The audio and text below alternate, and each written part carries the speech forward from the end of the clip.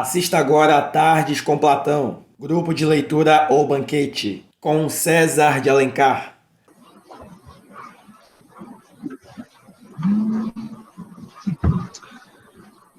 Boa tarde mais uma vez.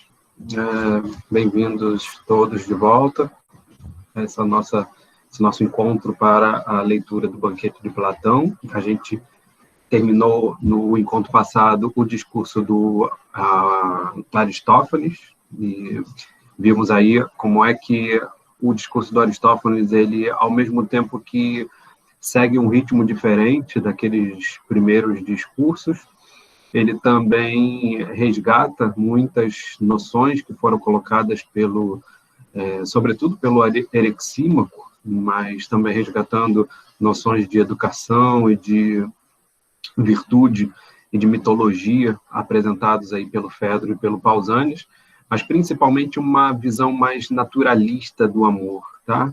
E aí tentando resgatar exatamente uma concepção acerca do amor a partir de uma concepção acerca das origens da natureza humana. E aí ele conta lá todo aquele mito sobre a origem da natureza humana em termos de masculino, feminino e andrógeno. A gente viu como é que isso se processa para dar origem à sexualidade, de um modo geral, e vimos como é que o Eros se relaciona com essa sexualidade no intuito de pensar exatamente os pares complementares, né? Aquele ser íntegro que era feminino, dividido, vai dar origem a dois seres do sexo feminino que se perseguem, né? Que vão perseguir uma a outra, da mesma forma masculina, da mesma forma o andrógeno, metade homem, metade mulher, né? Então isso, ao mesmo tempo que justifica os interesses da sexualidade, também pontua o tipo de implicação que estava aí envolvida com relação a essa natureza e a inserção da mitologia, não só em relação a Eros, mas também em relação às determinações de Zeus, que é o deus ordenador por excelência, tá? E o que Zeus faz é construir, através da sexualidade, um destino melhor para a humanidade, que estava perdida em busca do seu Eros, né? Então, com isso, o que a gente percebe do discurso do Aristófanes é que existe uma espécie de separação, ou pelo menos de complementariedade, entre Eros e a sexualidade, tá? Eros não se resumiria à sexualidade. A sexualidade, ela tem um efeito posterior, né? Porque o Eros, ele, na verdade, estava sendo a causa da morte daquela humanidade que estava sedenta por encontrar a sua outra parte, e o que Zeus faz é modificar a maneira como eles lidam com a sexualidade para dois efeitos, né? Para terem duas consequências. A primeira é que esses seres humanos consigam se reproduzir, quando você tiver aí a junção entre um homem e uma mulher, ou que esses seres humanos consigam a satisfação sexual, né? A satisfação do órgão sexual. E aí teria a possibilidade de eles, por meio dessa satisfação, eles se descolarem um pouco e fazerem as suas outras atividades. Então, no mundo regido apenas por Eros, o que existia era uma destruição da espécie humana, digamos assim, tá? Então, Zeus introduz a questão da sexualidade para ver se diminui o ritmo dessa destruição, apresentando duas soluções, né? Tanto a solução da reprodução, quanto a solução do prazer, do gozo, tá? Da satisfação da sexualidade. Mas o que é interessante do discurso do Aristófanes, mais uma vez, é que existe, ao que parece, uma diferença, uma distinção entre o Eros e a sexualidade, tá? O Eros seria anterior e, portanto, em certa medida, estaria aí já inserindo uma noção que vai ser apresentada lá pelo Sócrates depois, tá? Uma noção de um Eros capaz de mover os homens para o âmbito das ideias, para o âmbito do inteligível, e não apenas preso ao âmbito da sexualidade, da materialidade, tá? Quando a gente fechou esse discurso do Aristófanes, a gente viu como é que ele encaminha essa finalização, mostrando que o homem jamais vai encontrar, o homem no sentido do ser humano, né? Jamais ele vai encontrar a felicidade se não for por meio de Eros, ou seja, por meio dessa vinculação. O que é o Eros, né? É esse desejo, essa busca de encontrar a sua outra metade. Essa outra metade, ela não é fixa, mas ela é sempre uma busca incessante. E o homem, o ser humano, buscando sempre essa outra metade, ele está realizando aquilo que é da sua própria natureza devedora de Eros, né? De estar sempre em busca desse outro complemento. E somente ao encontro desse outro complemento é que o homem pode ser plenamente feliz.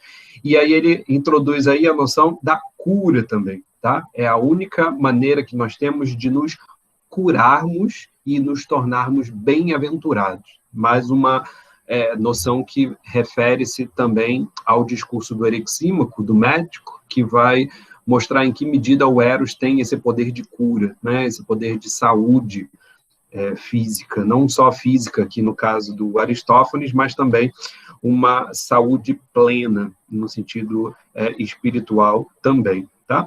O que ficou marcado aqui, a gente pode dizer, com relação ao discurso do Aristófanes, é que ele não se propõe necessariamente a elogiar Eros. Vocês lembrem que o mito ele é muito voltado para a descrição da natureza humana, né? E para toda essa história, essa genealogia do que foi, né? Do que aconteceu para que a natureza humana tivesse a estrutura que ela tem hoje.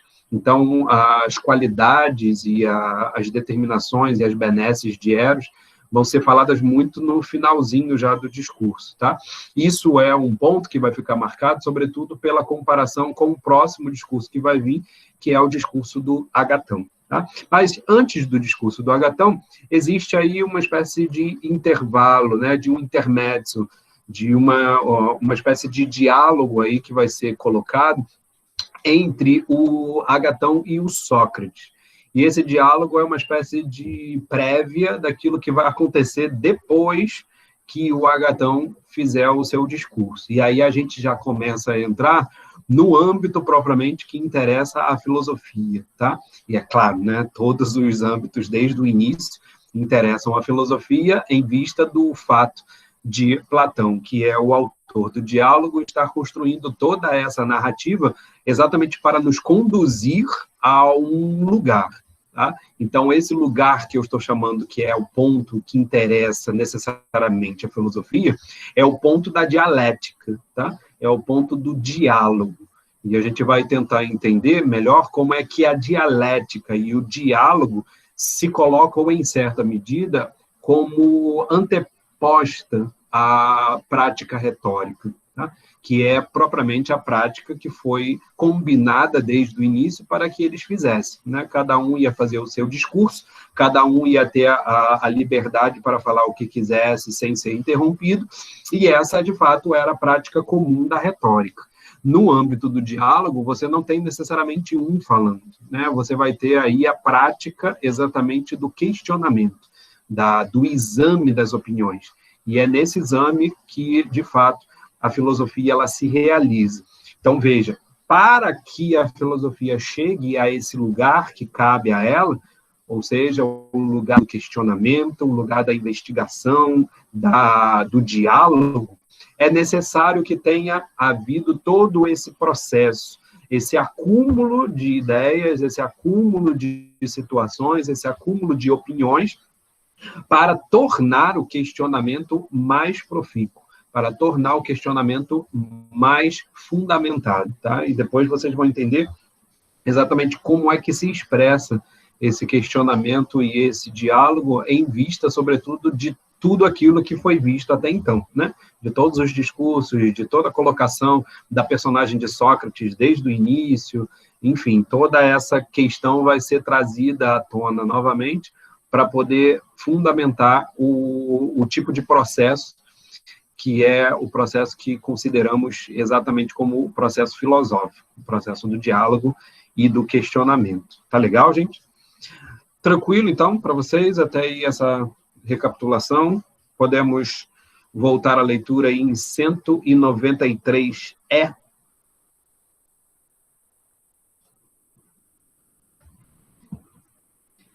A conexão está tranquila aí, está picotando alguma coisa, está dando para vocês acompanharem.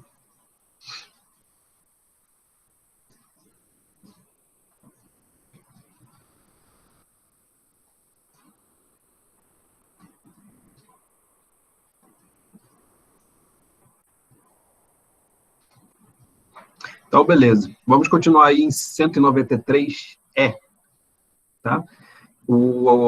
Aristófanes termina e entrega o discurso dele para o Erexímaco, né? Ó, eis aí, Erexímaco, meu discurso sobre o amor é muito diferente do teu. Como te pedi, não o ridicularizes. Agora vamos ouvir os outros, ou melhor, os dois que ainda não falaram, Agatão e Sócrates. E aí o Erexímaco responde: obedeço-te, teria dito o Erexímaco, conforme relatou Aristodemo, pois, em verdade, o teu discurso me agradou bastante. E se eu não soubesse que Sócrates e Agatão são fortes em matéria de amor, fortes aí é deinos, a palavra em grego, e, na verdade, esse deinos quer dizer hábil, quer dizer esperto, tá? É uma palavra que, inclusive, traduz determinado tipo de personalidade terrível, sabe? Aquele tipo de personalidade que você percebe que tem qualidades, assim, que são extra-humanas, tá? Então, esse deinos, geralmente, é um adjetivo relacionado a alguém que é admirável, tá? Então, ele está dizendo, ó, eu ficaria até impressionado, né, se eu não soubesse que Sócrates e Agatão, eles são deinos em matéria de amor, né? Peri ta erotica, né? Ou acerca, né? Peri ta erotica de eros, né? As coisas do amor. Teria medo de nada poderem dizer depois de tantas e tão variadas peças oratórias. Então, o Erexímaco faz aí um resumo para dizer, ó, se eu não conhecesse o Sócrates e o Agatão, diria que eles estão em maus lençóis agora, porque nós vimos uma variedade tão grande de discursos, uma variedade tão grande de performances oratórias, e o que vem a seguir talvez não contribua tanto, a não ser, claro, sendo o Sócrates e o Agatão, que são hábeis, né? Que são terríveis em matérias de amor, tá? É claro que isso é, de fato, uma forma elogiosa de dizer, mas a gente vai ver que o discurso do Agatão, tanto o discurso do Agatão quanto o discurso do Sócrates, são colocados, de fato, como discursos que superam os demais. E a gente vai tentar entender por que existe essa possibilidade de a gente colocar aí esses discursos como melhores, né? Ou mais impactantes, digamos assim, tá? E aí o Sócrates intervém, nesse diálogo aqui que o Sócrates vai fazer uma espécie de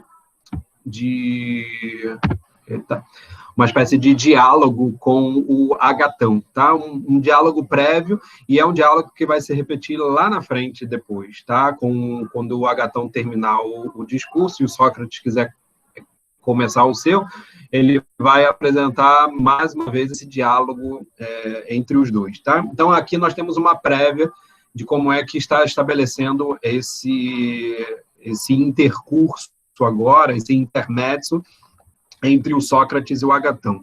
Diz o Sócrates: defendeste galhardamente o teu posto, Erexímaco. Isso é bem interessante, né? O próprio Cavalcante de Souza fala dessa referência a Erexímaco e não a Aristófanes, né? Quem terminou de falar foi o Aristófanes, e o Sócrates está aí falando de Erexímaco, né? Alguns vão dizer que é um erro aí de nomeação, mas de fato não parece ser um erro de nomeação, de fato parece ser uma provocação, no intuito de pensar, por um lado, né, que ele está omitindo Aristófanes como sendo uma figura menos importante, E aí teria uma rixa, né, entre o Sócrates e o Aristófanes, desde que o Aristófanes colocou o Sócrates como a personagem da sua peça Nuvens, né? Então, talvez aí tivesse uma dissensão entre os dois. Não me parece que essa interpretação é possível. O que me parece que está aqui em questão é que o Sócrates está dizendo que o galhardão, né, ou o lugar, de fato, que o Erexímaco conseguiu defender bem, foi o de ter proposto falar sobre Eros e a partir daquilo que o Fedro tinha apresentado como uma ideia geral de elogio. Tá? Então, me parece que o Sócrates está dizendo é o seu planejamento inicial para esse banquete está sendo muito bem sucedido a Erexímaco. Tá legal? Me parece que esse é um tipo de interpretação mais interessante, exatamente por causa do complemento que ele vai dar a essa frase. Aí ele continua, mas se te encontrasses no meu lugar, ou melhor, onde vou ficar depois de Agatão pronunciar seu belo discurso, haverias de tremer e muito, e te verias no mesmo apuro em que estou agora. Então, foi muito bem feita, né? Foi muito bem feito o planejamento do simpósio, a ordenação de começar pelo Fedro e terminar lá no Sócrates, mas veja, embora isso esteja sendo muito bem feito e você esteja sendo muito bem sucedido na sua proposta, Erexímaco, você me colocou em maus lençóis porque você me colocou em último lugar. E se você estivesse no meu lugar, certamente você sentiria dificuldades como eu estou, inclusive por ser aquele que vai falar depois de Agatão. Tá? Então, Agatão é o chefe da festa, de fato, ele é o dono da casa, é ele que está patrocinando o simpósio, então, de fato, ele tem essa prerrogativa, né, de ser a figura mais esperada em termos de discurso, em termos daquilo que ele vai falar, e não apenas por isso, mas é porque é um jovem poeta, e esse jovem é muito cobiçado. Né? Nós vimos, pelo discurso do Aristófanes, que parece que o Pausanias tem um relacionamento com o Agatão, a gente vai ver que o Sócrates está sentado ao lado do Agatão, o Alcibíades, quando chegar, também vai sentar ao lado do Agatão, então o Agatão é uma espécie de cobiçado, né, de menino cobiçado da festa.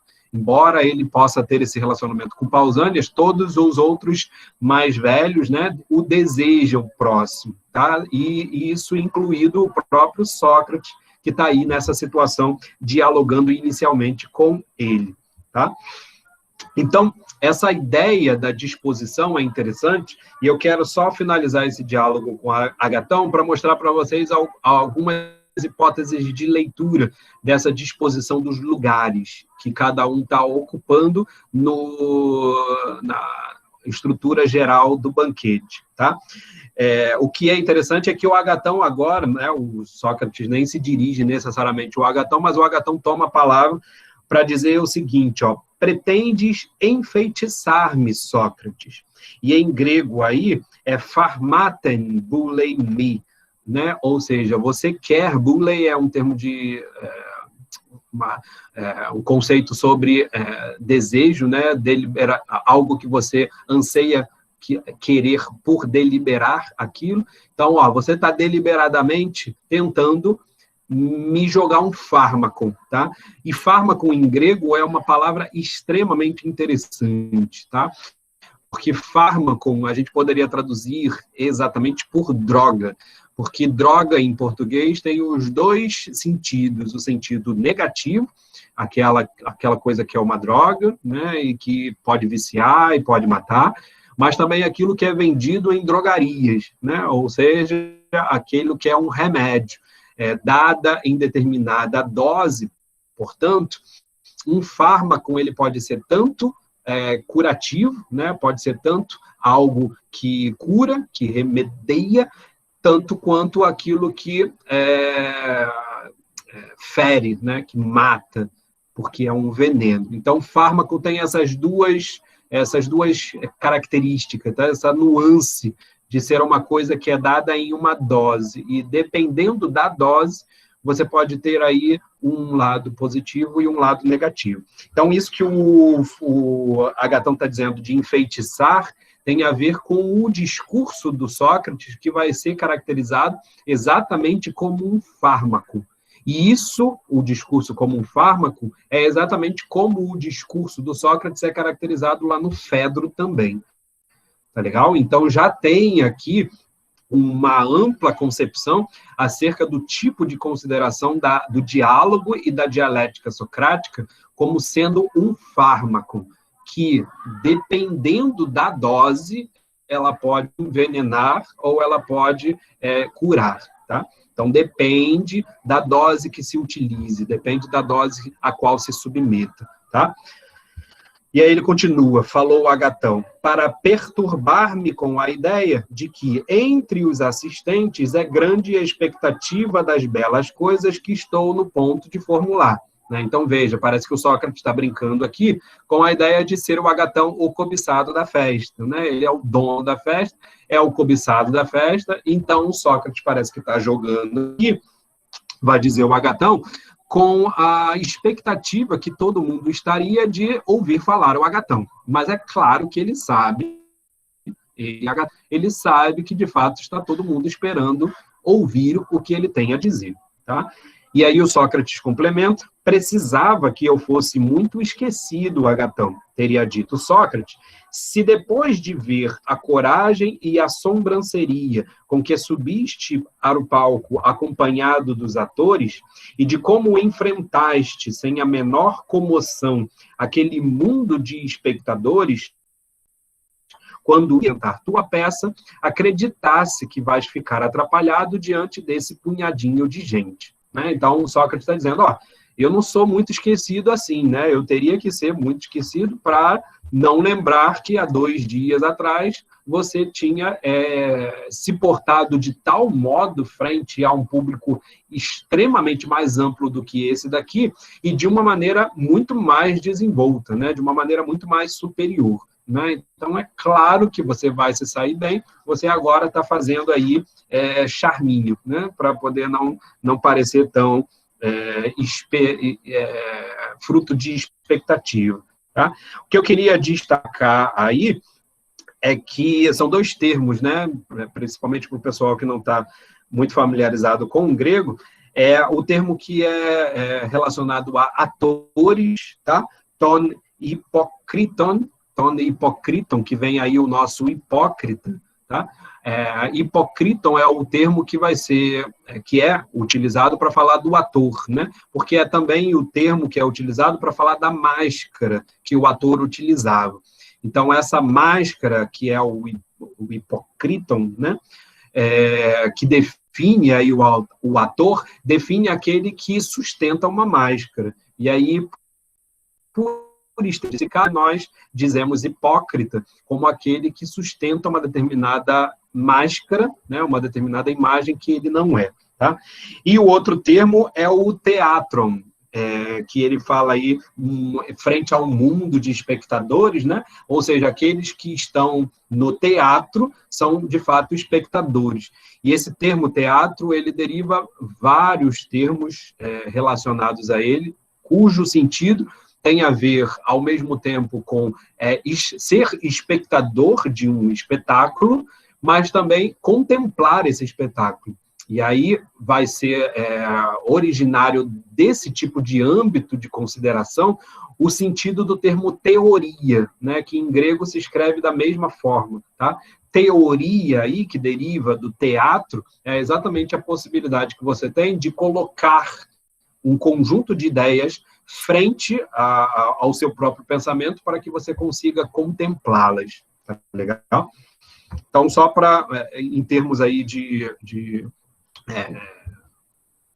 termos gregos, tá? Para a gente poder acompanhar aquilo que está sendo dito. E o Agatão complementa perguntando assim, como assim, Sócrates? De certo não hás de julgar-me tão obcecado pelo teatro. Né? Olha o que ele diz aí, né? Deipu me uto teatron.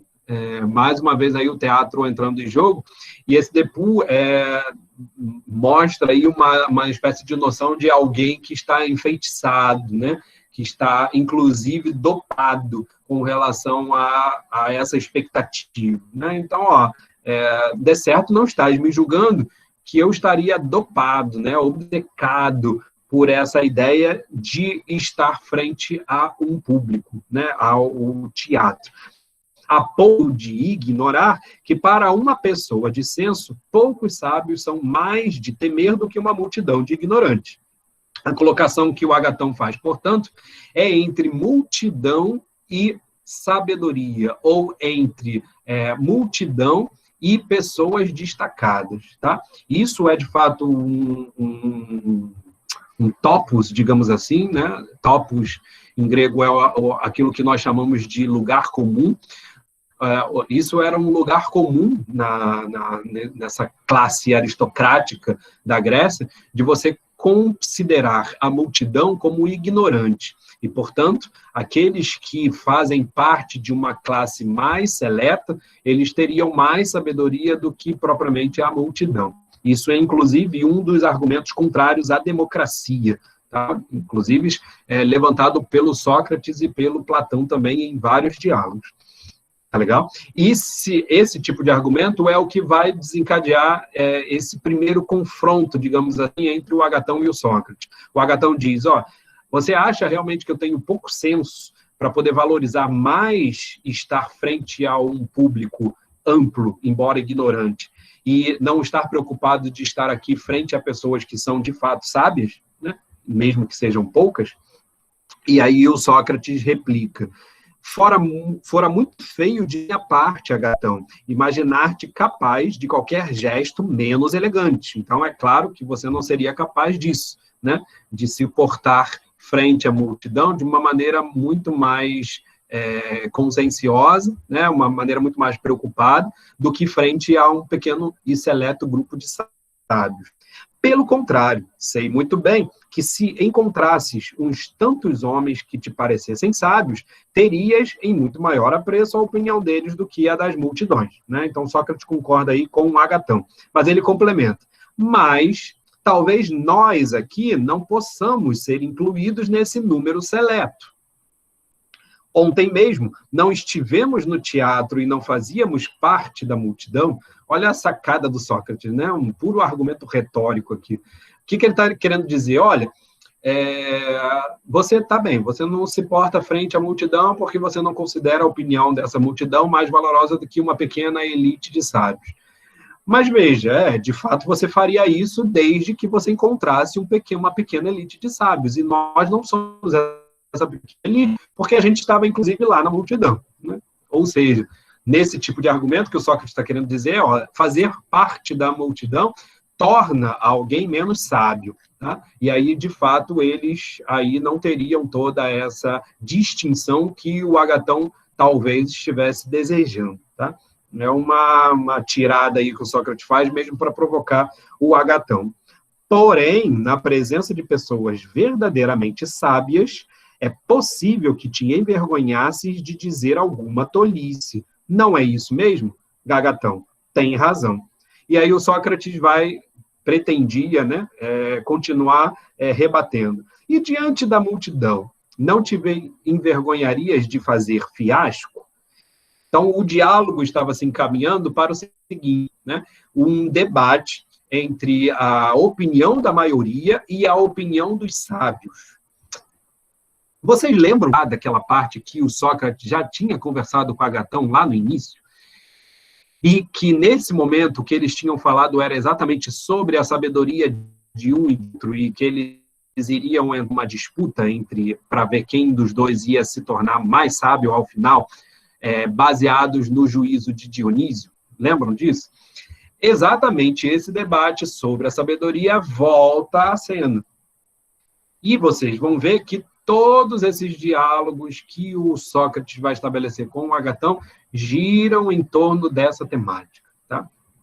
O que está em jogo nesse ponto, né, de uma maneira muito rápida, é exatamente o embate entre a ideia de que a multidão não é sábia e de que um grupo pequeno de sábios geraria uma maior preocupação, uma maior condescendência com relação ao fazer do Agatão, né? Ao tipo de performance que ele teria a preocupação de fazer. No ritmo que iria, a gente ainda não tem muito como especular aqui, mas pela próxima pergunta que o Sócrates estava fazendo, né, ele pretendia exatamente colocar em questão o tipo de performance que ele tinha apresentado lá no teatro há 2 dias. Né?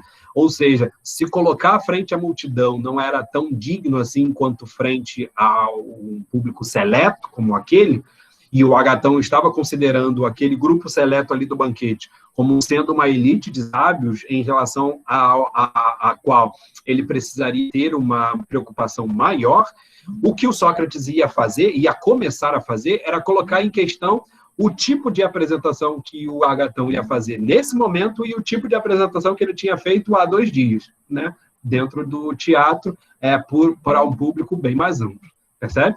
Isso ia arrumar aí por uma discussão dialética de mostrar, mais uma vez, se Agatão, de fato, estava sendo sábio nas suas colocações ou não. Tá?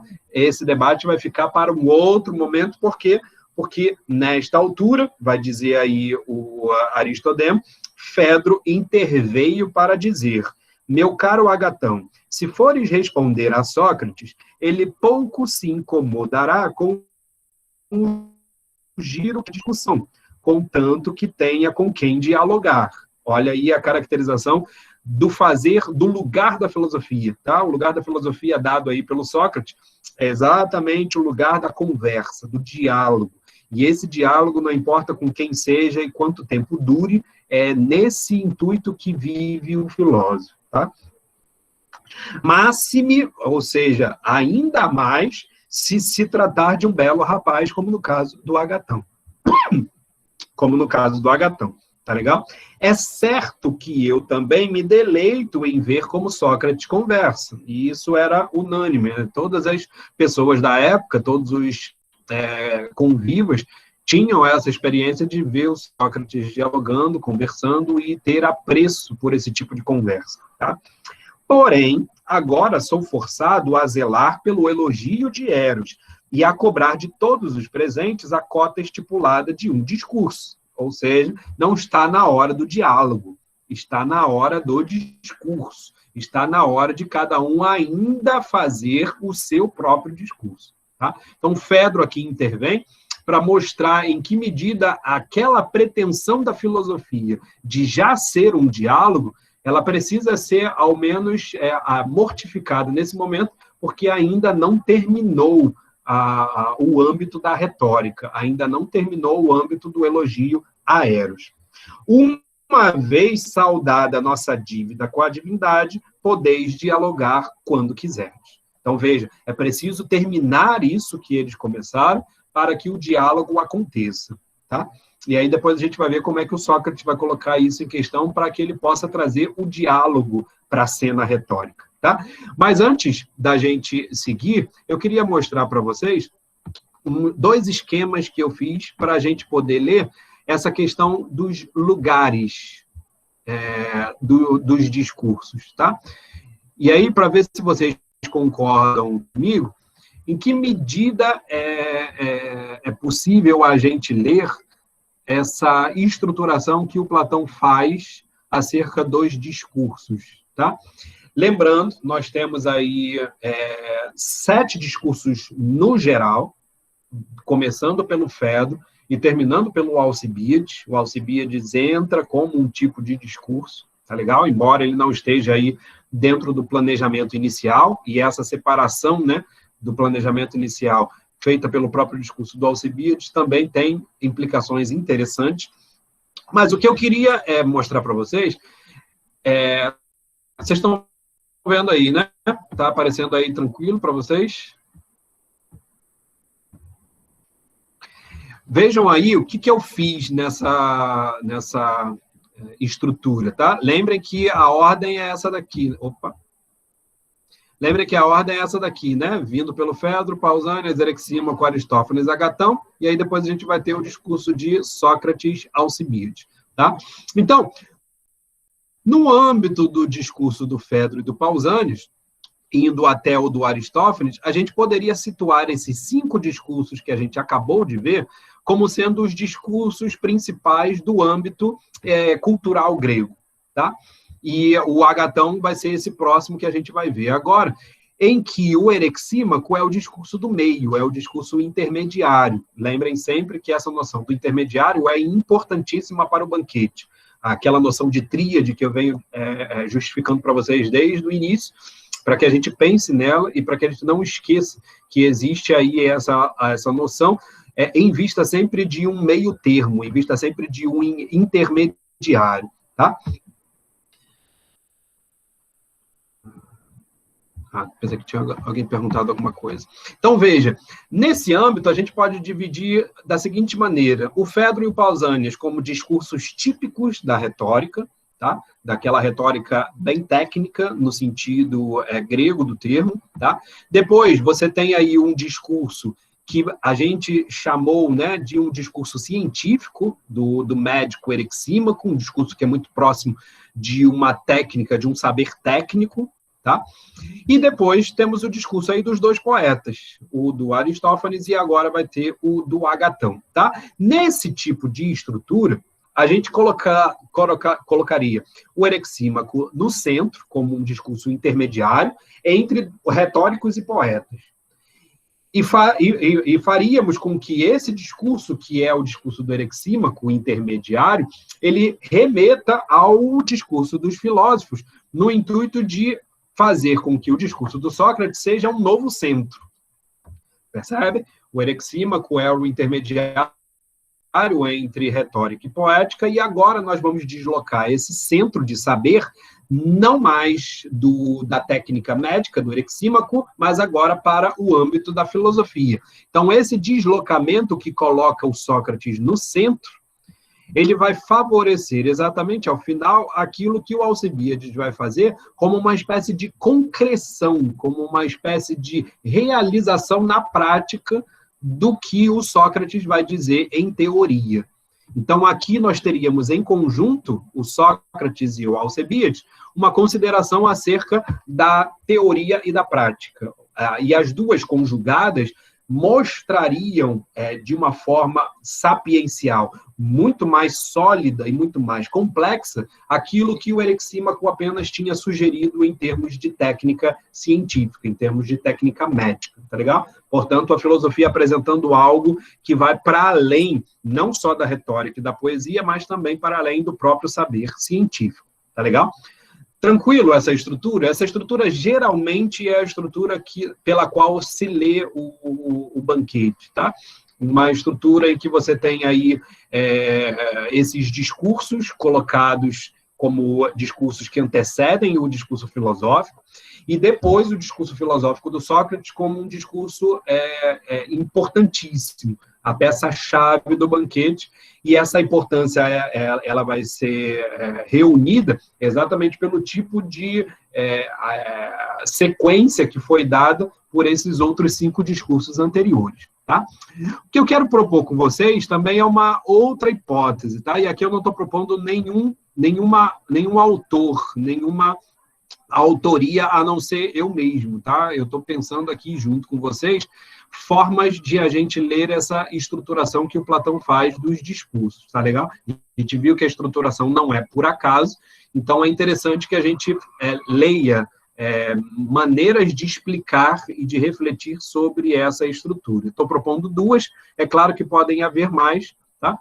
Mas nesse tipo de leitura, nessa segunda hipótese, lembrem lá que eu falei isso no encontro passado, o Aristófanes ele passa a ser o intermediário.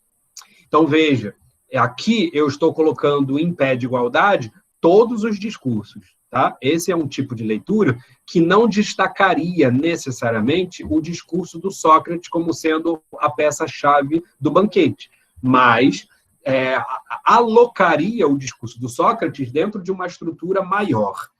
E aí, dentro dessa estrutura maior, a gente pode pensar que o Fedro, o Pausanias e o Erexímaco estariam apresentando discursos retóricos, tá? E aí peças retóricas no sentido grego do termo, O Aristófanes vem e modifica o ritmo dos discursos. Lembram lá que ele disse que faria exatamente diferente daquilo que o Erexímaco e os demais tinham feito?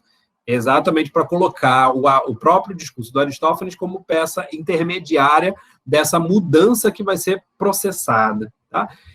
E aí, esse processo vai seguir para um outro caminho. O discurso do Aristófanes é um discurso poético-mítico, então é totalmente diferente de tudo aquilo que foi dito antes, mas também é totalmente diferente daquilo que vai ser dito depois. Tá? Porque esses discursos que vão vir depois, inclusive o do Agatão, não tem muito de discurso poético aqui, nesse tom do tom que o discurso do Aristófanes assumiu, no sentido mítico do termo, de criar uma mitologia e tal. É claro que tem esses elementos, mas a estrutura do discurso do Agatão ela é muito mais favorável para o que o Sócrates vai fazer do que propriamente desfavorável. E por isso, a minha hipótese é colocar aqui o âmbito desses três últimos discursos como sendo discursos dialéticos. Tá? E aí, esses discursos dialéticos estariam em oposição aos discursos retóricos anteriores, mediados pelo discurso poético do Aristófanes. É como se o Aristófanes tivesse aberto uma nova perspectiva, e essa nova perspectiva vai ser completa por meio dos outros três discursos que faltam. E esses três discursos que faltam, sendo dialéticos, a gente precisa pensar o que é que eles estão colocando em questão.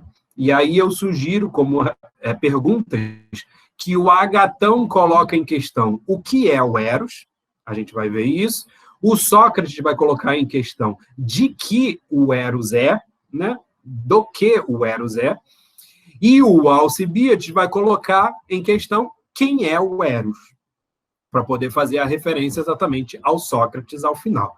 Tá legal? Então, isso é uma sugestão de leitura, tá? Que eu estou fazendo para que a gente possa ter mais ou menos uma ideia estrutural do banquete como um todo, para que vocês percebam que esse encadeamento dos discursos não é por acaso, e ele suscita interpretações. Então, aí eu estou oferecendo pelo menos duas para vocês pensarem, e aí, claro, a Duda, pelo menos, ela estuda aí o banquete, né?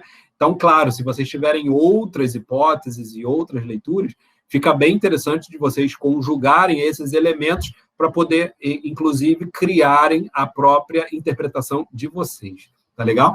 Ficou claro aí essas duas hipóteses? Deu para acompanhar essa diferenciação entre as duas? Talvez não fique muito claro, porque a gente ainda não leu o Agatão, Sócrates e Alcibiades. Mas aí, depois que a gente tiver terminado, eu posso voltar a essa estrutura para vocês verem se, de fato, tem a ver, né? Se ela, de fato, pode ser corroborada como uma proposta interpretativa adequada. Tá? Sim, eu acho que a estrutura... a grande questão é a gente saber qual é o significado da estrutura, né? Então, o que eu estou tentando dar aí é duas hipóteses de leitura. Nessa hipótese de leitura, o que eu fiz foi, de algum modo, colocar os discursos dialéticos, os três últimos, em oposição aos discursos retóricos, exatamente colocando o discurso mitopoético como um intermediário. Tá? Isso daí suscita algumas interpretações filosóficas interessantes. Tá? Na outra hipótese, o que está em jogo aqui é a centralidade do discurso filosófico. Então, todos esses discursos aqui, dependendo das suas características, eles seriam antecessores do discurso filosófico, que seria dito pelo Sócrates e realizado pelo Alcibiades. Tá? O Alcibiades seria uma espécie, então, de realizador do discurso filosófico do Sócrates. Tá? Sim. Mas vocês vão ver que não tem tanto estranhamento assim colocar o Sócrates junto com o Agatão. Tá? A Duda está falando aí de um estranhamento de colocar o discurso do Sócrates e do Agatão juntos. Mas vocês vão ver que não tem tanto estranhamento assim, a começar por esse intermédio que a gente acabou de ler.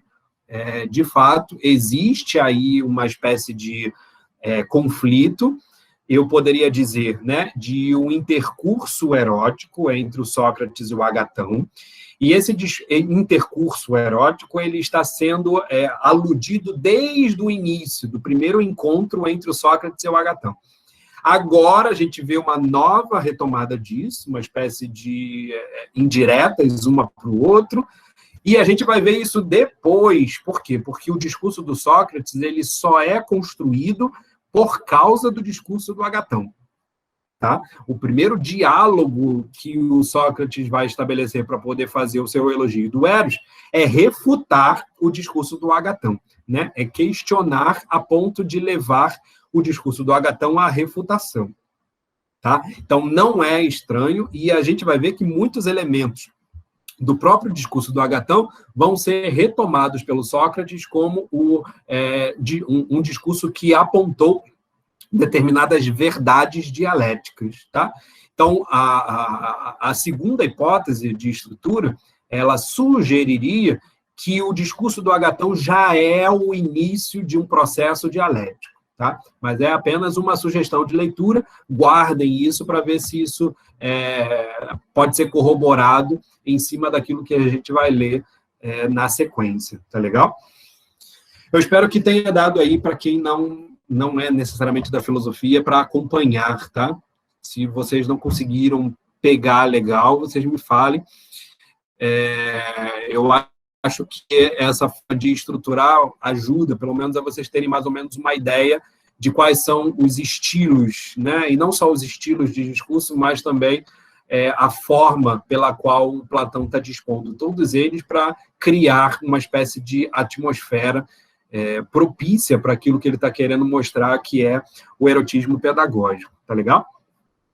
Vamos começar aí, então, o iniciozinho do discurso do Agatão. 194 é.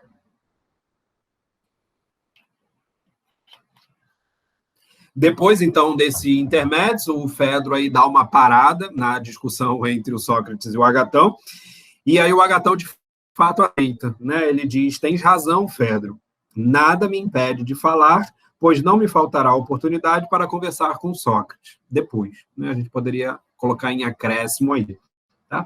A ideia, portanto, é que esse pequeno intervalo ele tenha servido apenas para ilustrar algo que vai acontecer depois, né? Então, dentro dessas coisas de leitura, a gente tem que entender o seguinte: o Platão não está fazendo nada por acaso. Então, se ele colocou esse diálogo aqui entre o Sócrates e o Agatão, é porque alguma coisa tem. E esse alguma coisa tem pode ser, de fato, a introdução do discurso do Agatão como uma espécie de primeiro passo para a dialética, tá legal? E aí o Agatão já não entraria mais propriamente no âmbito da retórica, mas sim no âmbito da dialética, tá? E nem poético ele seria, né? No sentido mítico do termo, tá? Então, vamos ver como é que é esse discurso do Agatão. Primeiro, quero mostrar como pretendo falar, para depois falar. A meu parecer, então, ele vai fazer essa introdução para mostrar como ele vai falar, para depois ele poder falar. A meu parecer, todos os que discursaram antes de mim, então, olha só que interessante, mais um detalhe que ratifica a hipótese de que o Agatão, de fato, está fazendo uma coisa diferente, inclusive, de tudo que já veio antes, porque o Agatão marca isso, tá? O Aristófanes, mesmo que tenha feito um discurso diferente, ele não diz que fez diferente de todos, ele diz que fez diferente, vai fazer diferente do Erexímaco. Percebem isso? Ele não se opõe a todos os outros que falaram antes dele. No caso do Agatão, ele faz isso. E, então, a gente pode ter aí uma prévia do que significa, afinal, o discurso do Agatão nesse âmbito. Ao que parece, o Agatão está se posicionando aí de um modo a acentuar a diferença do discurso dele frente aos demais. Todos os que discursaram antes de mim não enalteceram o Deus, no caso o Eros, apenas congratularam-se com os homens pelos bens que lhe devem, né? Então, no entender do Agatão, os discursos só falaram sobre os bens de Eros, e não enalteceram o Deus, a divindade. Mas o que seja essa divindade para conceder aos homens tantas dádivas foi o que ninguém nos explicou, tá? Aí, de fato, tem uma possibilidade de você não concordar com a leitura que o Agatão está fazendo. É possível tentar entrever no discurso do Fedro, do Pausanias, uma espécie de explicação sobre o que o Eros é, até o próprio discurso do Aristófanes também. Mas a grande questão aí, colocada pelo Agatão, é que ele está dizendo que ninguém explicou o que Eros é. Tá? Ora, e aí ele vai dar a tese do discurso dele, a única maneira certa aí é ortós, tá? Essa palavra ortós, que é dada como certo, reto, correto, de fato é um termo forte para poder falar exatamente sobre aquilo que é algo de acordo com as regras, tá? Então, a única maneira certa de elogiar alguma coisa é tornar manifesta a natureza daquilo que pensamos ser causa de certos benefícios. Veja, o Erexímaco não tinha falado algo lá sobre a natureza de Eros, né? Falado sobre a natureza dos homens, sobre a natureza de Eros, mas, se a gente for lá no grego, embora o Carlos Alberto Nunes traduza por natureza aí, o termo physis não aparece, que é aquele termo physis que a gente viu o Erexímaco utilizar para falar sobre o discurso da natureza. Lembra que o Erexímaco ia falar exatamente sobre a natureza, né? De Eros, da natureza do todo. Então, o que o Agatão está fazendo aqui é o uso de um termo que está muito mais próximo à própria filosofia, tá? Que é o termo auton hos estin. E lá embaixo, mais à frente, to eidos. Tá? Veja, o que, em outras palavras, o Agatão vai se referir aqui em termos de natureza, que é o modo como Carlos Alberto Nunes está traduzindo, na verdade tem a ver com a ontologia, e não necessariamente com a física. A ontologia diz respeito à estrutura da realidade, aquilo que as coisas são. Tá? Então, a partir da utilização desses termos, o que o Agatão está se referindo lendo a frase de uma outra maneira, a única maneira certa de elogiar alguma coisa é tornar manifesto aquilo que ela é. Tá legal isso, gente? E esse manifesto é extremamente importante e interessante se a gente pensar que verdade, em grego, aletheia, tá? Esse azinho que começa a palavra, ele geralmente tem o sentido de privação. Então, o a inicial é como se fosse a negação daquilo que vem depois. Então, aletheia refere-se ao rio do esquecimento na mitologia. E tem a ver, portanto, com esquecimento. Aletheia é você não esquecer. Não esquecer é você trazer à tona. É você desvendar, desvelar. É a forma como, por exemplo, o Heidegger traduz o termo aletheia. Então, falar de aletheia é falar o que é a aletheia, que geralmente se traduz, é a verdade. Né? E a verdade vai ser o ponto-chave do discurso do Sócrates. O que eu estou querendo fazer aqui? Eu estou querendo mostrar exatamente que o Agatão está colocando as premissas que vão ser básicas para o tipo de discurso dialético filosófico que o Sócrates vai fazer em seguida. Tá? E a primeira dessas colocações é exatamente esta, que elogiar uma coisa é manifestar aquilo que essa coisa é. Tá legal? Tornar manifesta a realidade dessa coisa. Ou, em outras palavras, no vocabulário do Sócrates vai ser o seguinte: elogiar uma coisa é dizer a verdade sobre ela. Mas dizer a verdade, você já está entendendo que é isso que o Agatão está dizendo. É você manifestar aquilo que a coisa é. Tá legal? Tranquilo? Pegaram isso?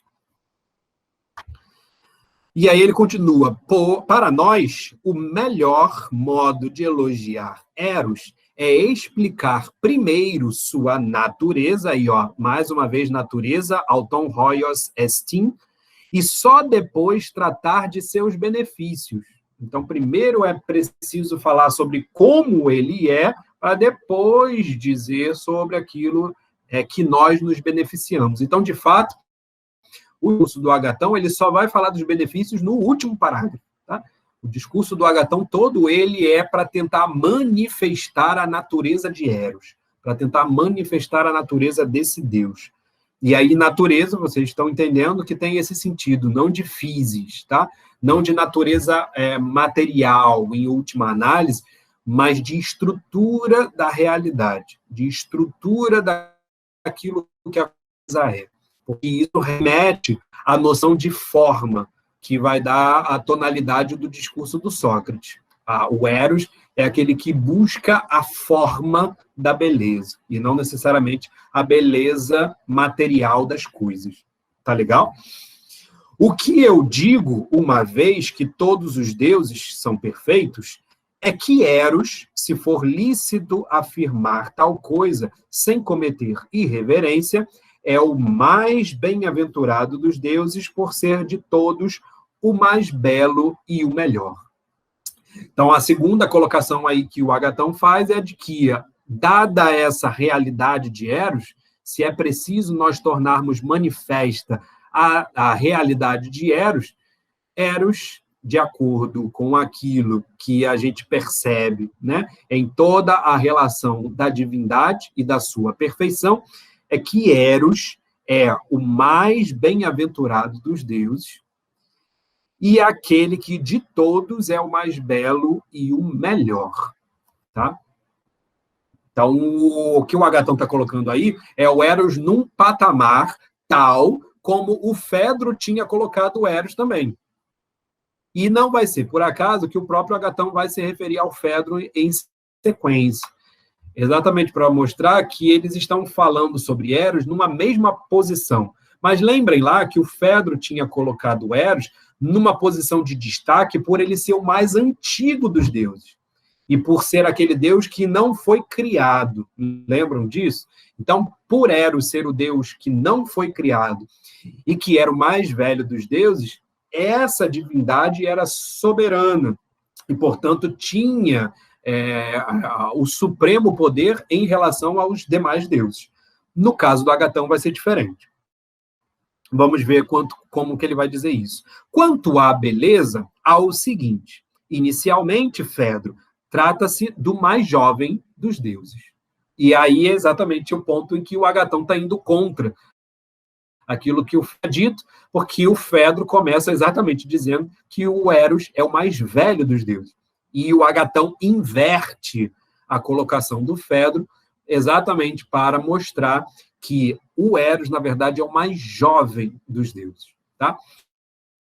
Lembrem que eu já tinha apontado para vocês que um exercício importante do banquete é as constantes inversões ou as reviravoltas que determinadas situações vão desencadeando na narrativa do diálogo. Tá? No início, você tinha ali pequenas inversões, que tinha, inclusive, o caráter de brincadeiras, de zombarias, tá? Lá no início, lá no prólogo. Agora, conforme entra o discurso do Agatão, e, portanto, como eu estou sugerindo, segundo a segunda hipótese, começa o discurso dialético, já começa o processo de inversão que o Sócrates vai realizar ao final e o Alcibíades vai realizar de maneira plena. Tá? Todo o processo de inversão começa exatamente nesse ponto. Tá? E são inversões relativas às próprias opiniões em relação a Eros.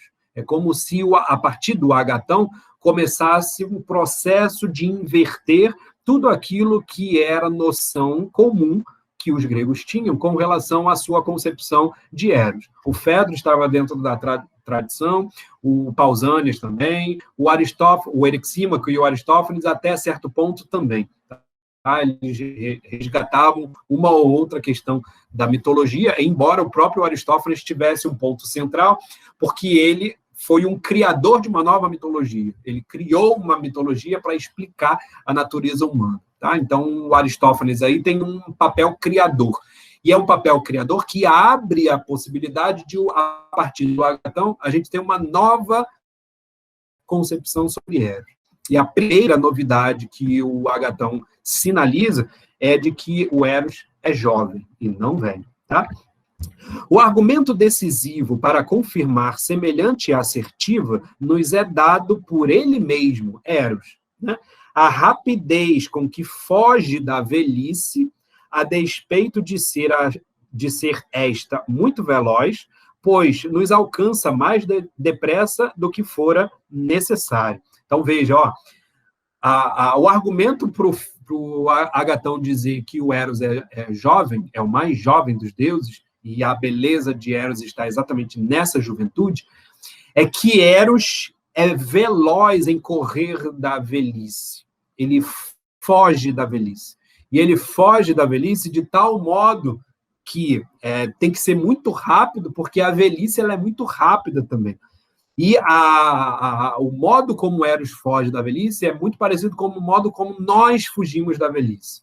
Isso tem duas formas da gente ler. É possível ler esse nós como sendo nós, seres humanos, fugimos da velhice, né? Nós não queremos chegar até a velhice para não estarmos próximos da morte. Então, essa é uma possibilidade de uma primeira leitura. Mas também a possibilidade de você ler isso em termos de intercurso erótico, ou seja, o velho, que é o amante, e o jovem, que é o amado. É como se o Agatão, nesse momento, quisesse dizer o seguinte, o Eros está no âmbito do amado, e o amado, sendo jovem, corre dos mais velhos, ainda que esses mais velhos sejam muito rápidos e muito hábeis em nos perseguir. E aí, esse nos perseguir coloca o próprio Agatão como jovem também. Por que essa segunda leitura é possível? Porque vai haver, durante todo o discurso, uma identificação entre o Agatão e o Eros. Tá legal? Ao que parece, a imagem que o Agatão está construindo para louvar o seu Eros, esse tornar manifesta a natureza do Eros, que o Agatão está dizendo que vai fazer, no fundo está mostrando aquilo que o próprio Agatão considera em relação a si mesmo. Isso é muito interessante, tá? Por quê? Porque o Sócrates, no seu discurso, vai fazer exatamente a mesma coisa. O discurso do Sócrates e o Eros socrático é muito familiar à própria condição do Sócrates. E aí, veja, isso justifica porque, mais uma vez aí para a Duda comprar a minha tese, né? Mais uma vez justifica a proximidade entre o discurso do Agatão e do Sócrates. Por quê? Porque se o Sócrates pretende aproximar o Eros de si mesmo, como depois o Alcibíades vai concluir, né? Ele conclui exatamente dizendo que o Eros é Sócrates, o que o Agatão precisa ter é exatamente uma refutação. O Sócrates precisa refutar o Eros apresentado pelo Agatão para poder refutar o próprio Agatão como sendo uma imagem de Eros. Por quê? Porque senão ele não conseguiria colocar ele mesmo, Sócrates, como uma imagem de Eros. Percebe? Refutar o discurso do Agatão, em última análise, não é apenas refutar a imagem de Eros que aparece no discurso do Agatão, mas é refutar o próprio Agatão, como uma imagem possível de ser o espelhamento de Eros. E isso por dois motivos, porque o Sócrates precisa se colocar ele igualmente como um espelhamento de Eros, e porque a própria filosofia, no momento em que refuta uma ideia, ela refuta a própria pessoa. Tá? Isso é muito comum no elenco socrático, no dito elenco socrático, em que a filosofia ela não se compraz em debater apenas ideias. Ela quer mostrar que a pessoa que se comprometeu com uma determinada ideia, ela está toda errada se ela estiver, de fato, sustentando essa opinião. E, veja, Refutar uma determinada ideia torna-se, portanto, refutar a pessoa, colocar uma pessoa em questão. Colocar uma pessoa em questão é examiná-la, colocá-la à prova, fazer com que ela sustente que ela esteve errada em aceitar determinadas opiniões. Então, para a filosofia, e esse é o caráter importante do papel pedagógico da filosofia, é porque fazer a filosofia não é apenas refutar ideias, não é refutar opiniões, mas é reeducar pessoas. E para isso é necessário trazer a essas pessoas a refutação de si mesmas. É uma refutação pessoal, tá? Não é uma refutação apenas de ideias abstratas. Por isso que o Eros precisa ser encarnado em alguém. Nesse momento, o Agatão está tentando encarnar nele mesmo. O Sócrates vai tentar encarnar nele e o Alcibíades vai concretizar essa encarnação. Tá legal? Então, nesse âmbito da dialética, como eu estou tentando sugerir, começa agora com o Agatão, uma espécie de âmbito próprio da dialética, e nesse âmbito próprio da dialética, o Eros está sendo identificado com o autor do discurso. Tá? Em nenhum dos outros discursos apareceu isso, veja. É nesse momento que está aparecendo, de algum modo, uma aproximação entre Eros e o autor do discurso. E exatamente essa aproximação ela vai ser central para a gente concluir o banquete e pensar exatamente no discurso que o Alcibíades vai fazer quando ele chegar no final da festa. Tá legal? Deu para pegar essa explicação, gente? Foi tranquilo?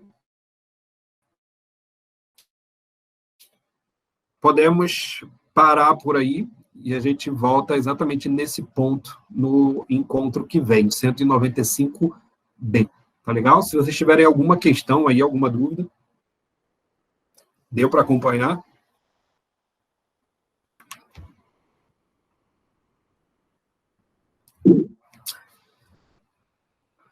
Tá certo. Ainda temos tempo para você ser convencida dessa segunda hipótese, tá? De fato, não tem leitura definida, né? Eu só acho mais interessante a segunda hipótese, dentro daquelas duas que eu apresentei. É claro que eu ainda não conheço outras hipóteses diferentes, né? O Cavalcanti, ele tem a ideia do... Deixa eu ver aqui. Ele tem a ideia de pensar exatamente o banquete como essa sucessão estruturada dos discursos. E aí, claro, você não pode desprezar nenhum dos discursos. Tá? Mas a grande questão aqui é de a gente tentar colocar não apenas o papel de cada um desses discursos durante a narrativa do diálogo, mas também de entender a importância dessas figuras, né, e do tipo de ideias que elas estão apresentando dentro dessa estrutura como um todo. Tá?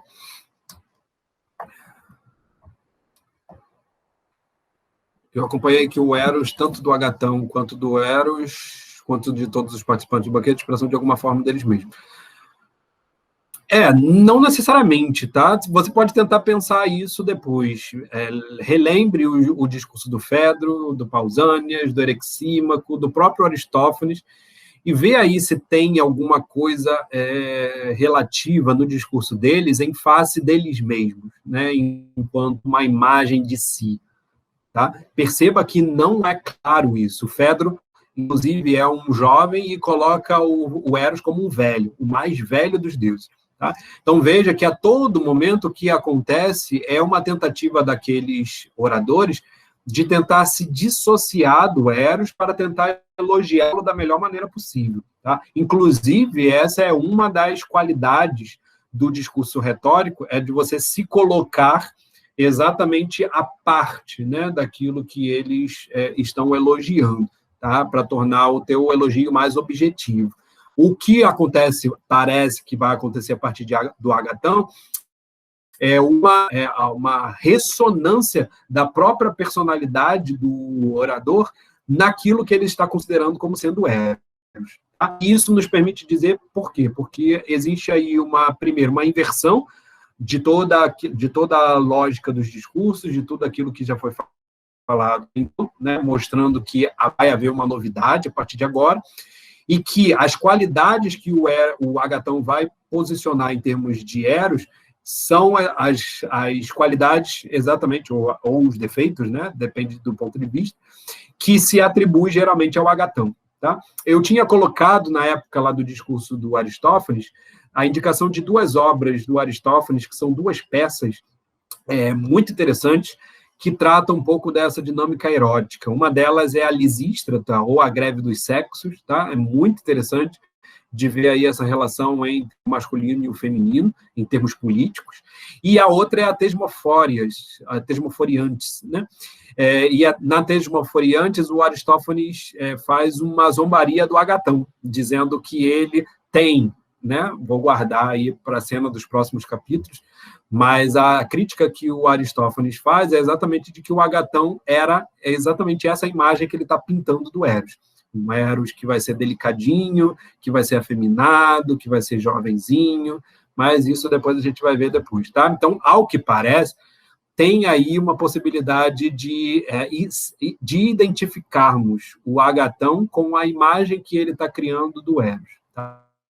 Como depois o próprio Sócrates e o Alcibíades vão fazer. Então, isso meio que vai dando margem para a gente ler o Agatão como uma espécie de preâmbulo do discurso dialético que vai ser realizado pelo Sócrates. Tá legal?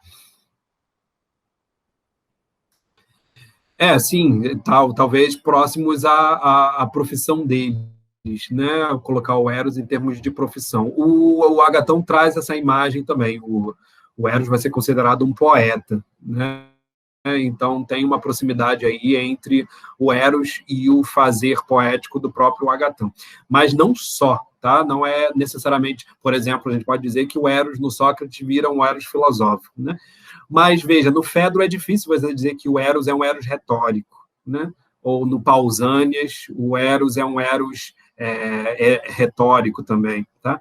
O Erexímaco fala da medicina, mas ele fala da medicina para poder diagnosticar a natureza do Eros. O Eros não é o médico. O Eros é exatamente aquele que é movido pelo médico para poder curar alguém, né? Então, existe o Eros bom, o Eros que gera a saúde e gera a doença. O médico é aquele que sabe manejar bem essas forças, né? E no próprio Aristófanes também, você vai dizer que o Eros, como complemento das metades, teria a ver com a poesia do Aristófanes. Talvez seja difícil também de fazer essa relação, tá? No melhor dos casos, o que vai acontecer a partir do discurso do Agatão é a possibilidade de uma ressonância do próprio orador em termos da imagem que ele produz de Eros, tá? Essa a hipótese de leitura que sustentaria aí a segunda estruturação do diálogo que eu fiz, tá? Mostrando que o Agatão é uma espécie de primícia, né? Uma espécie de preâmbulo da dialética, tá? Então, vale a pena dar uma lida aí nessa peça, principalmente na Tesmoforiantes, do Aristófanes, é bem interessante para ver como é que o Agatão aparece lá, tá? E aí a gente continua, então, no próximo encontro com essa imagem de Eros à la Agatão. Tá legal, gente? Então, até semana que vem. Um abraço a todos.